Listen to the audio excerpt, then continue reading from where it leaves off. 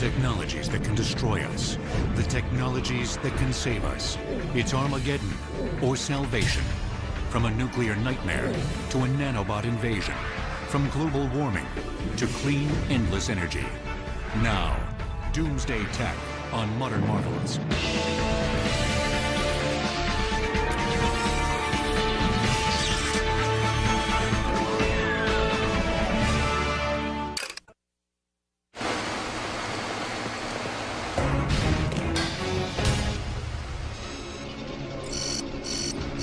The year 2019. Tensions between the US and Russia are running high. Russia's deteriorating early warning satellites mistake a US research rocket for an incoming missile. A panicked Russian command orders a massive strike. Dozens of missiles are launched at New York and Washington alone. With the Soviet attack confirmed, the US decides to retaliate in kind. Launch key. Keys. On my mark. 3, 2, 1, mark. I got missile away. All told, 7,000 warheads hit their targets in North America, Russia, and Western Europe, killing 189 million people in a half hour. The entire northern half of the planet is rendered uninhabitable.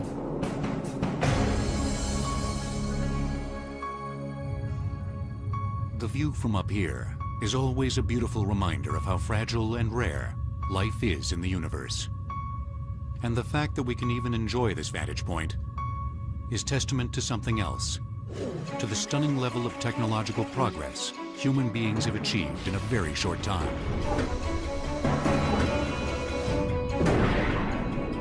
There's a dark side to this story of progress, for we've reached a pivotal moment in human history when we as a species possess technologies that could destroy us. We've always lived in a dangerous world, but the dangers until now have been more dangers from nature. Floods, pestilence, earthquakes, epidemics, etc. What has changed is that for the first time, the dangers confronting the world can be of our own making. We are changing the global environment as human beings, and our technology is possibly running away to the extent that it can destroy our civilization if mishandled.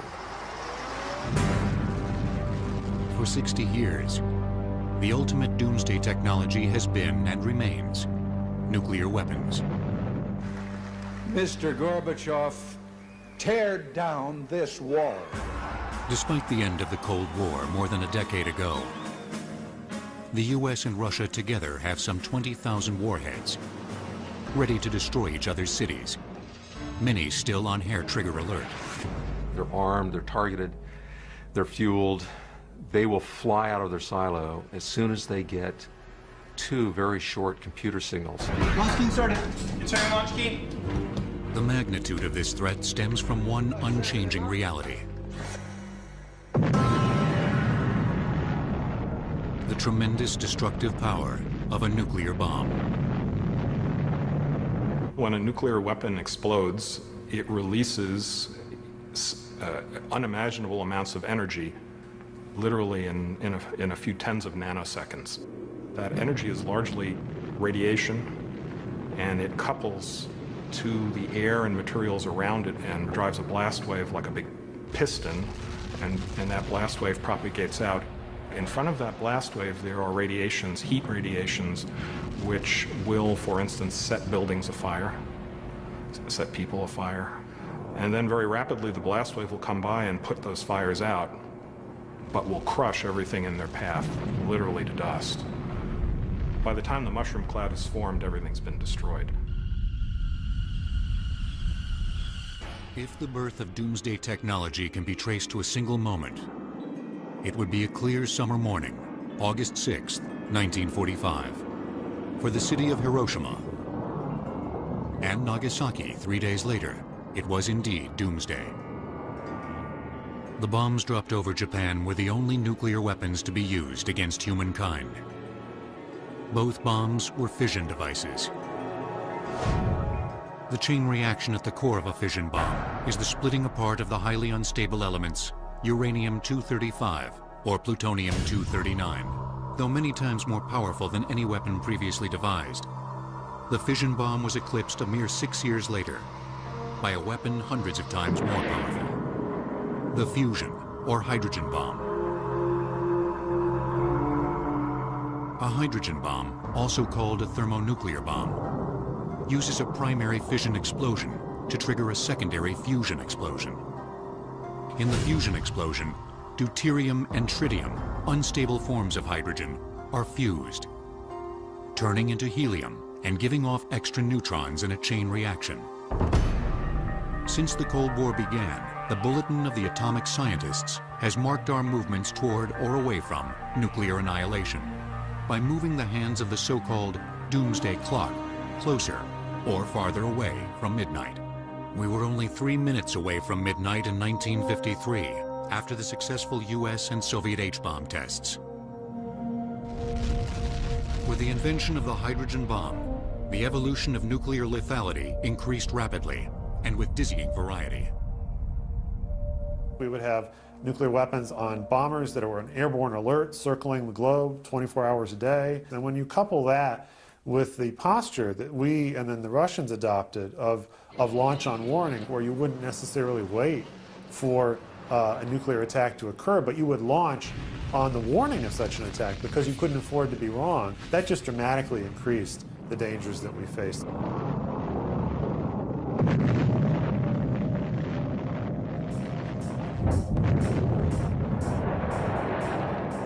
The introduction of the Intercontinental Ballistic Missile, or ICBM, was a watershed moment. An ICBM is a rocket 30 to 100 feet tall, filled with liquid or solid fuel. Once it's blasted into space, it can fly at 20 times the speed of sound. An inertial, radio, or satellite guidance system leads it toward the target, and the re-entry vehicle simply plummets to Earth. After ICBMs came supersonic nuclear bombers and submarines carrying up to 200 warheads, lurking off the enemy's coast and able to strike at cities in 5 to 7 minutes. Then came MIRVs, or multiple independently targetable re-entry vehicles. Missiles carrying up to 10 300-kiloton warheads, and small winged nuclear-armed cruise missiles that could be fired from ships or airplanes. We had nuclear depth charges and nuclear air-to-air missiles and nuclear surface-to-air missiles and nuclear landmines, and anything you could put a nuclear bomb on, you did. Between 1949 and 1990, the Soviets built 55,000 nuclear bombs. During roughly the same time, the United States built 70,000. With the end of the Cold War in 1991, the Doomsday clock moved back to 17 minutes to midnight. But in 2004, it read 7 minutes to midnight, exactly where it was in 1947 when the practice began.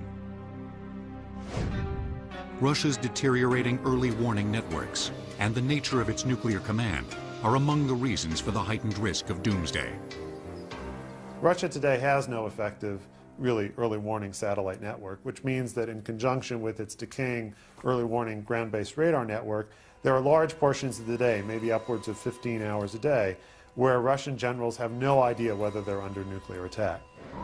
A frightening incident occurred in 1995 when a false reading by Russian early warning satellites caused then-President Boris Yeltsin to activate his nuclear football for the first time.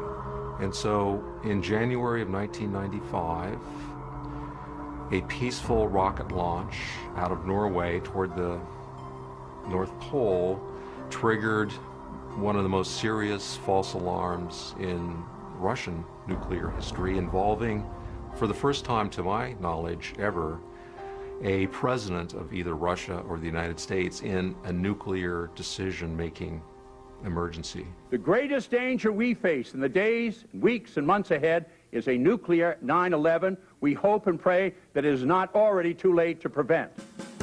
Today, Russia is also struggling to guard its 1,000 tons of highly enriched uranium, or HEU, and 170 tons of plutonium. Enough fissile material to make tens of thousands of nuclear weapons. The ranking member of the Senate Foreign Relations Committee has referred to the situation as sort of a nuclear Walmart. You know, if you want to go there, if you want to get a nuclear weapon, that's the place to go. There are 18 confirmed cases, mostly in the former Soviet Union, in which stolen HEU or plutonium has been seized by authorities. Почему эту систему нельзя считать сейчас полностью надежной? Why would it be a mistake to think that everything is safely protected? First, because the army itself that is protecting all this is more or less in a state of decay. It is destitute, and corruption in Russia is thriving. So it is impossible to rule out that the corrupt army elements could be selling weapons. Meanwhile, every time another nation goes nuclear, the risk of nuclear war and nuclear terrorism spikes. Just as the political situation changed several times in the 20th century, so it may in the 21st. And we have to be aware that 50 years from now, there could be a new geopolitical situation, a standoff between some new superpowers, which could lead to a situation at least as dangerous as the worst period of the Cold War. The clock over my shoulder is ticking right now, and it's unfortunately, I think, just a matter of time before the weapons are used if we don't get them under control. Nuclear weapons, like all technology, cannot be uninvented. But with great care, they can be maintained, dismantled, and guarded. Next, technology exists to tame the nuclear dragon and lower the chances of the unthinkable. In 2 years, 1959 and 1960, the U.S. built over 14,000 nuclear warheads, or about 28 warheads every workday. Doomsday Tech will return on Modern Marvels. On the windswept plains of North Texas, inside a sprawling 2 million square foot complex, the deadliest devices ever designed by man are disassembled, very, very carefully. This is Pantex, now the only Department of Energy site charged with the awesome responsibility of dismantling U.S. nuclear warheads. Pantex recently disassembled its 10,000th warhead. Pantex is the place, the final assembly point or initial disassembly point for nuclear warheads in the United States.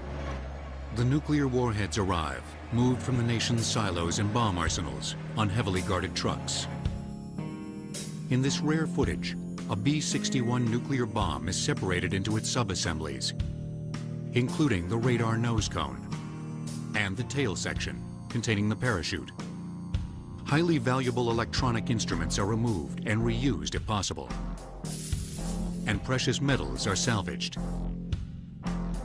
Pantex workers purposefully disfigure the classified components before disposing of them, so as not to reveal any secrets of the bomb.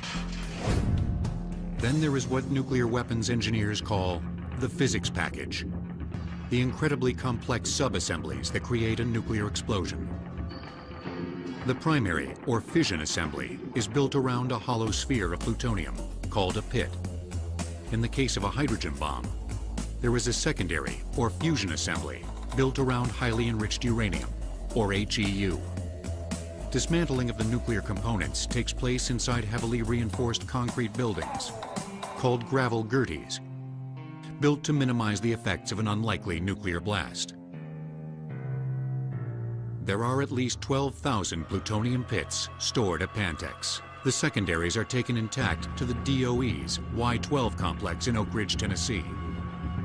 In the U.S., some 58,000 nuclear weapons have been dismantled since the atomic age began. That's a lot of fissile material to monitor. They control plutonium down to the level of a gram. They control uranium to the level of a gram. It makes Fort Knox look like Joe's Diner. You know, we guard this stuff better than we guard gold. And it is accounted when it is moved from this place on a shelf to another place on a shelf. That motion is recorded.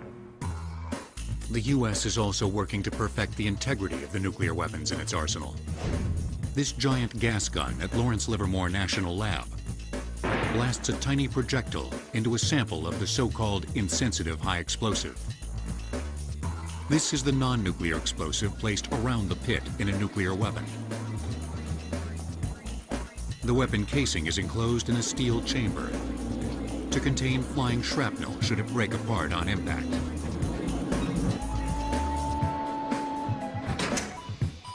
When the gas gun is activated, the projectile is fired into the insensitive explosive at 18,000 miles per hour.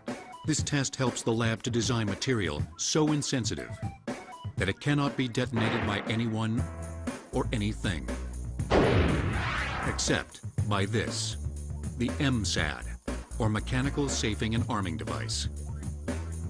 And in order to get it into line with the gun barrel so that it can set the nuclear weapon off, you require a very complex series of digits, zeros and ones, a code, which are mechanical. And if you don't put in exactly the right series of digits, it locks permanently. And I just locked it up by putting the wrong first digit in.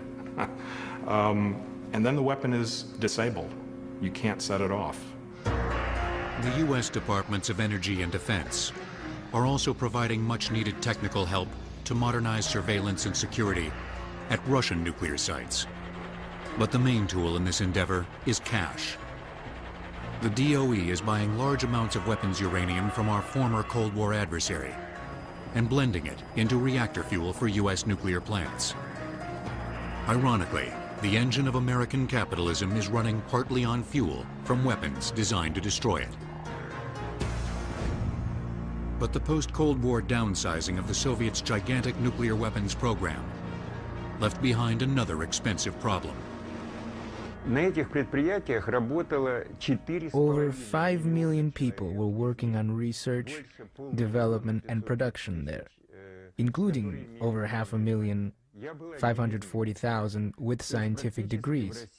I was one of them. 3 out of 4 scientists worked for the defense industry. Many of them worked in closed cities, large walled-off secret cities that built the bulk of the Soviet nuclear arsenal.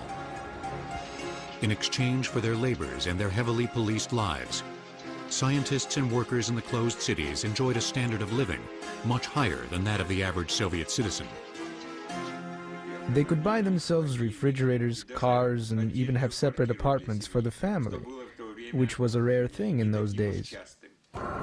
So the main challenge today is to provide good jobs and salaries for these talented scientists and engineers, to ensure they're not tempted to sell one of the most important elements of a nuclear weapon: knowledge. One only hopes that the closed cities problem will be solved without brain drain, that they will preserve what is in place there, and that they will become civilized scientific centers. If a nuclear weapon does fall into the wrong hands, the next line of defense for preventing a nuclear 9/11 is detection technology. This laboratory, for instance, is deployed radiation detection equipment specifically aimed at detecting materials in a nuclear weapon assembly. These sort of portal monitors, door monitors, if you will, are deployed across ports in the United States and our national boundaries. Other scientists feel the best way to rein in loose nuclear material is to speed up the process of dismantling all the world's arsenals. The way that we're going to get the Russian numbers down is to get U.S. numbers down in cooperation with Russia, to change the incentives for countries to go nuclear and to reduce the number of nuclear powers in the world. Dismantling these doomsday devices forever is the dream of anyone who values life on Earth, and it will require more than technology to leave behind the age of nuclear weapons. It will require an unprecedented level of international cooperation. But even if we manage to defuse the nuclear threat, there are other technologies we use every day that could threaten our way of life. It's estimated that 750,000 Russians, many of them scientists, still live in closed cities. Doomsday Tech will return on Modern Marvels.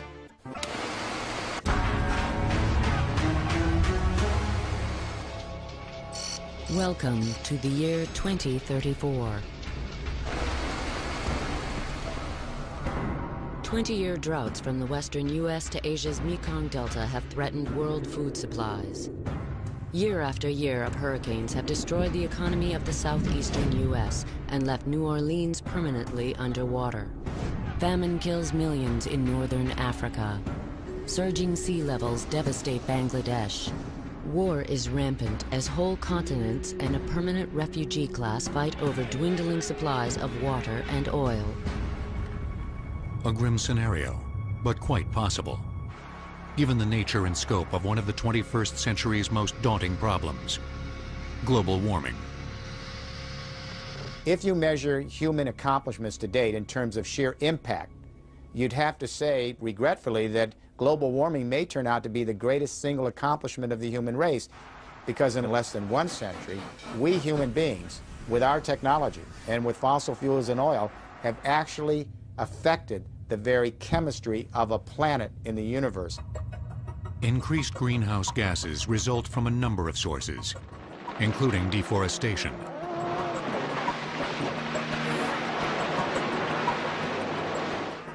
and methane released by agriculture.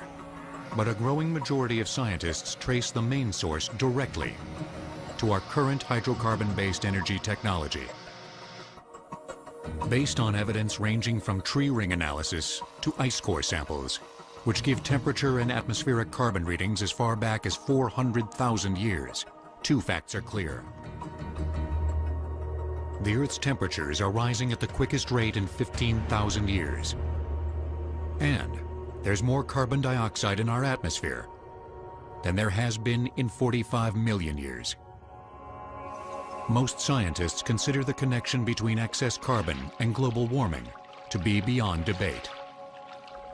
More and more scientists are coming to the conclusion that not only have we increased the greenhouse gases beyond any natural level, but we are now seeing that reflected in increasing temperatures. Greenhouse gases trap the heat that radiates back from the Earth. This insulating layer provides the warmth for life on Earth. Today, excess greenhouse gases are overheating the planet. The near consensus has reached some surprising places, including some oil companies. Excess carbon in the atmosphere, which is leading to global warming, is coming from a lot of sources. Principally human activity, and that's from the burning of fossil fuels, the use of coal and gas and oil. Oil, coal, natural gas. They form the cornerstone of the modern world. Fossil fuels have been prized for their abundance, ease of extraction, and their ability to generate heat. The basic process is converting the carbon and hydrogen of these materials into CO2, water, and heat. So you release carbon into the air in the process of releasing its energy. Arguably, no other technology has changed the world so quickly and so completely.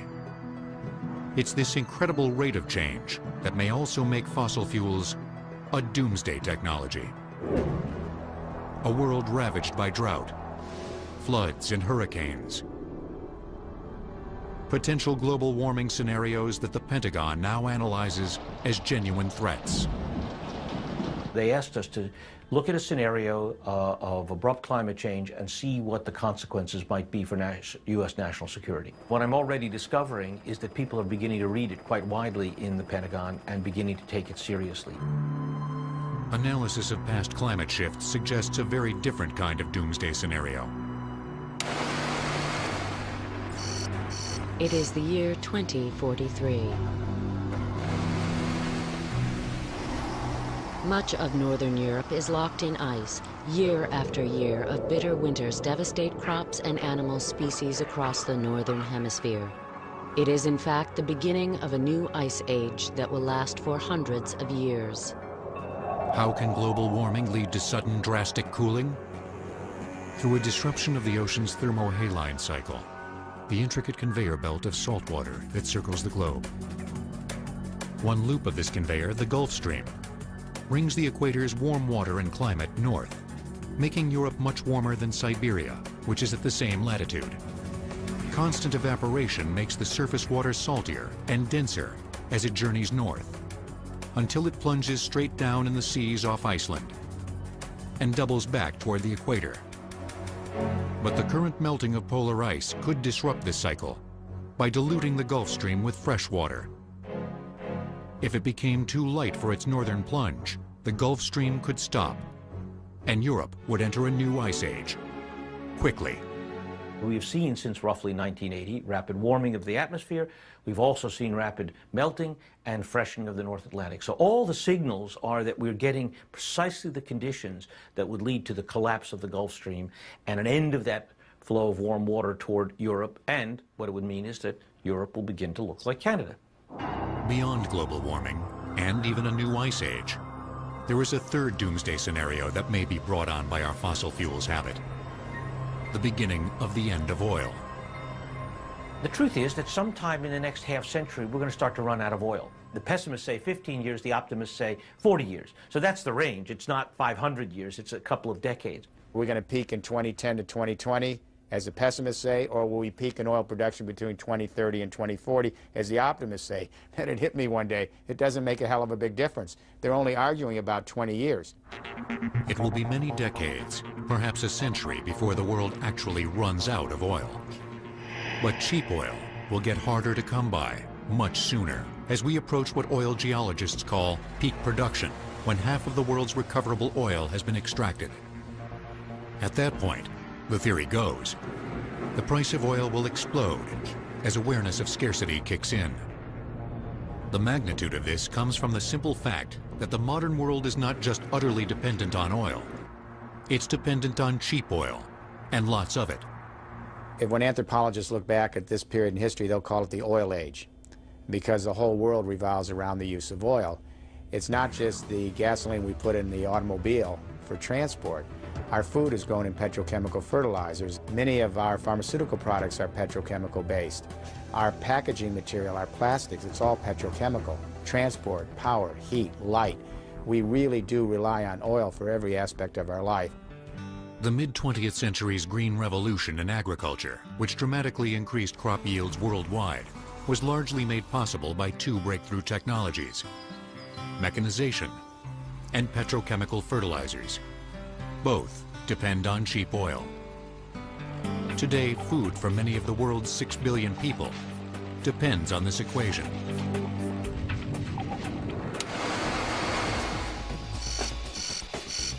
The year 2019.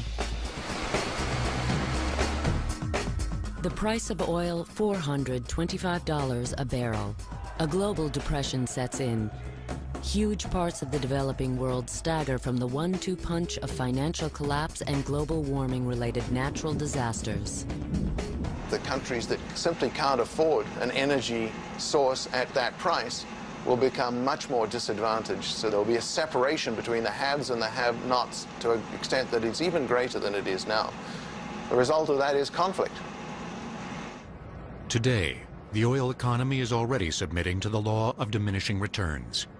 The United States government now spends more money maintaining a military presence in the Persian Gulf than the net value of the oil it's getting from the Persian Gulf, and that was before the war. That was $200 billion ago. If the end of the oil age means a potential doomsday, it also represents an historic moment for energy technology. Advances in renewable energy may point the way to a brighter future. Between 1997 and 2004, China's crude oil imports grew by 225%. China has become the second largest consumer of oil after the U.S. Doomsday Tech will return on Modern Marvels. Fossil fuels, in addition to heating the planet, share one major long-term problem. They are finite. Even our vast coal reserves will run out within several generations. So energy experts are increasingly looking from the finite to the infinite. Some are going right to the source. Solar, or photovoltaic energy, is made useful by converting light, photons, into an electric or voltaic current. Silicon, a semiconducting material, is the principal component of a PV cell. As light strikes the silicon, electrons are freed. Minute traces of phosphorus and boron are added to the silicon. The different atomic structures of these elements allow a flow of electrons that forms the electric current, which is drawn away by a metal contact. The cells are given an anti-reflective coating to maximize absorption of light. Where there's so much technology development so quickly that you reach a critical point where you're getting a doubling of information and a halving of cost every 18 months. That's happening with wind, it's happening now with solar and other renewables. A quantum leap of sorts took place recently with the aid of nanoengineering. A California company called Nano Solar literally prints out paper-thin, micro-engineered sheets of photovoltaic cells that are far cheaper and more efficient than cells several times heavier. Invisible and omnipresent, the wind is another infinite resource, and the world is discovering its potential. If you looked at the U.S. as an entity, from the Dakotas down to Texas, there's enough wind power to power the whole U.S. grid today. There's enough energy in the wind worldwide over land in locations where the wind is sufficiently fast to produce all the energy, not only the electricity, but all the energy worldwide, 10 times over. Wind power is a hot technology, and not simply because it emits zero carbon dioxide. It's also currently the most cost-feasible of the renewables. In fact, wind power's price, 3 to 4 cents per kilowatt hour, has become comparable to that of a new coal or natural gas plant. One key to wind power is a location with high wind speeds, mountaintops, plains, and offshore. But at the heart of this high-tech dynamo is a deceptively simple design. The swept area, or the diameter of the blades, really determines how much power the wind turbine extracts from the air. Those today are large composite structures, fiberglass, similar to a large boat, if you will, boat building technology. That's what captures the wind. The parts of that also are fairly complex in that each blade not only rotates around but pitches in and out of the wind, so you can manage some of the stresses with wind gusts and different types, low wind conditions, high wind conditions, and optimize the stresses on your drivetrain. The tremendous potential of wind power has certainly not escaped the attention of General Electric. Here off the coast of Ireland, it has partnered with an Irish company called Airtricity to build a wind farm composed of new giant megaturbines.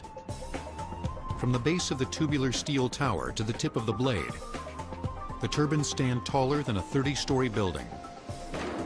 They must be pounded into the ocean floor with a hydraulic hammer. The turbines that we see behind us are 3.6 megawatts, which means that they're capable of supplying electricity to about 3,000 homes.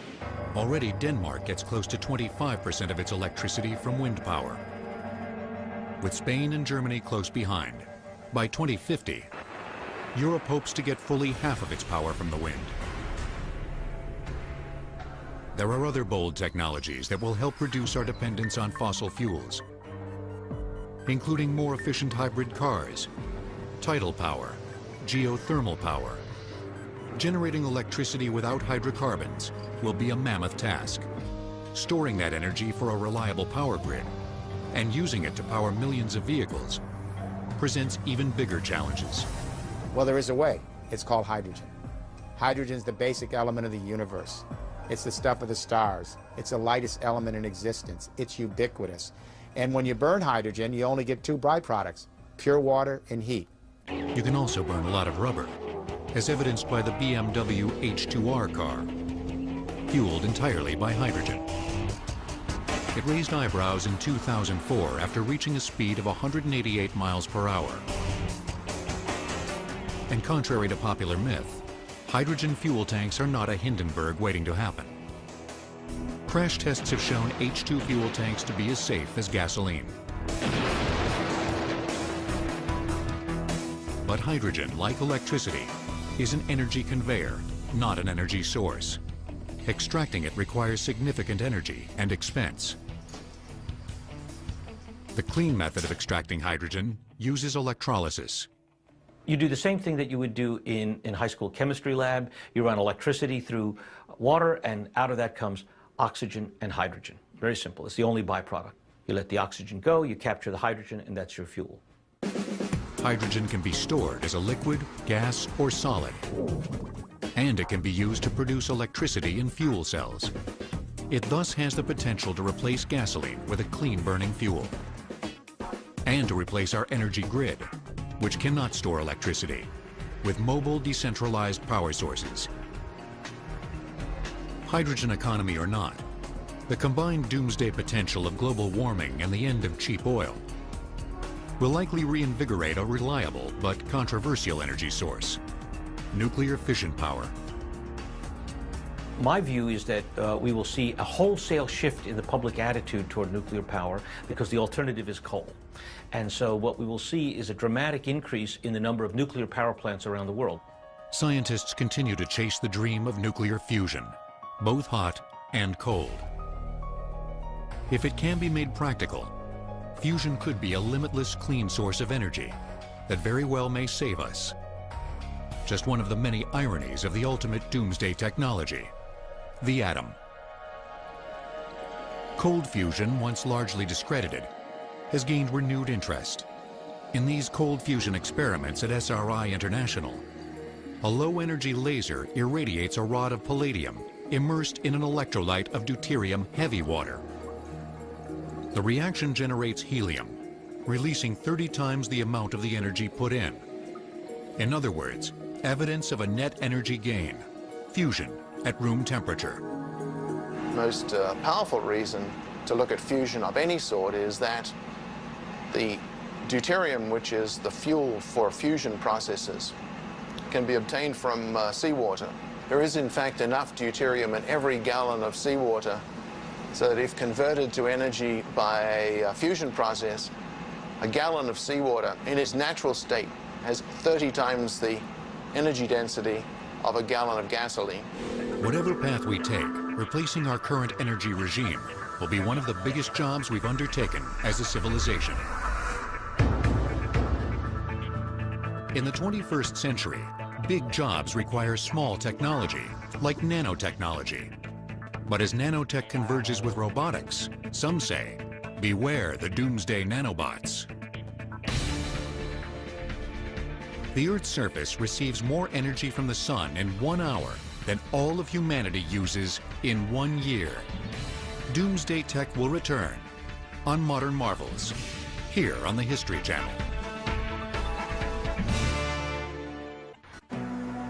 Supercomputers, robots, cyborgs, androids. These intelligent machines, fictional or real, have long caused a vague uneasiness in the minds of the species who created them. A machine that turns against humans would be an especially cruel doomsday technology. Our fear of such a day may only increase as computers and robots become more human-like, and human beings more machine-like. So we'll have very powerful non-biological systems that have the subtlety and suppleness and pattern recognition powers of human intelligence, combined with the ability to share knowledge instantly, to think much faster, much more accurately. But it's not just going to be a competitor, sort of an invasion of alien intelligence coming from over the horizon. It's emerging from within our civilization, and we're going to quite literally merge with this technology. The age-old fear that machines may one day get the better of man has surfaced again, this time due to the cutting-edge field known as nanotechnology. Nanotechnology is anything that is of nanometer scale. That's 10 to the minus 9 meters, or about 1,000th the size of a human hair. Also called molecular manufacturing, or atom tech. Nanotechnology is essentially manufacturing with tiny bits of matter, even down to the atom. It can create new super-strong materials and even tiny machines that will build more tiny machines on nano-assembly lines.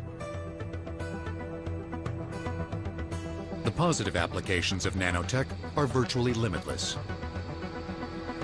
The recent introduction of nano-nickel may cut the cost of automotive fuel cells by 75%.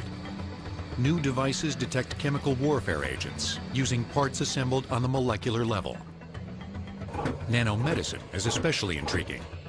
In the near term, there's some very exciting work taking a nanoparticle, coating half of it with gold, putting a functional molecule on the other end, sending it into a biological system such that this molecule here binds to a cancer.